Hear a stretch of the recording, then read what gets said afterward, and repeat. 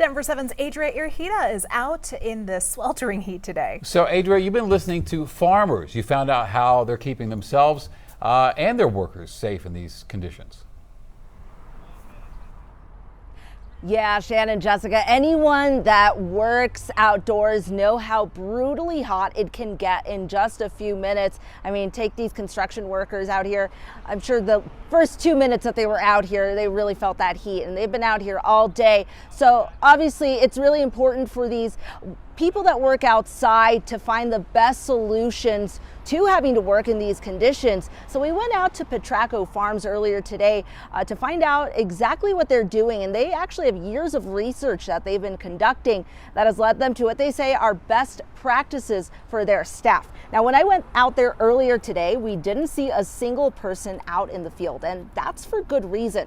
Petraco tells me they're proactive, looking out for extreme heat days like today. They tell their employees to start their days earlier at around 4 or 5 a.m. on days like today. That way they can be out of the heat before the worst of it arrives around noon. Now, several years ago, they partnered up with Colorado State University for a heat study, collecting data to better understand heat-related illnesses among farm workers.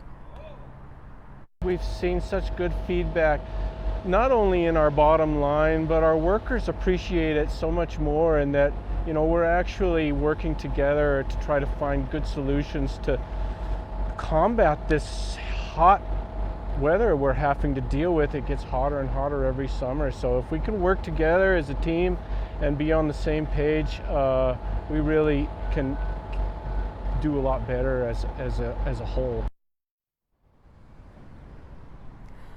Through that and state heat protection laws, they've implemented best practices like wearing loose-fitting long-sleeve cotton shirts to avoid the sun, giving workers lots of breaks in the shade, and encouraging smaller, frequent drinks of water versus drinking a lot at once, which they tell me can actually lead to more dehydration. And because of all of this, Joe tells me that they've been able to reduce those heat-related illnesses on the farm to practically zero.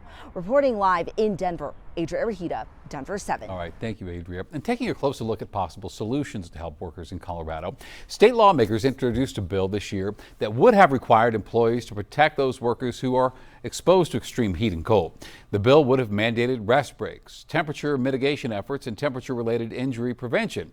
However, it was killed in committee. So we reached out to its sponsors to see if they're going to try again. Senator Mike Weissman says he and other sponsors are right now actively discussing a new bill, and he says days like today show how much this is needed.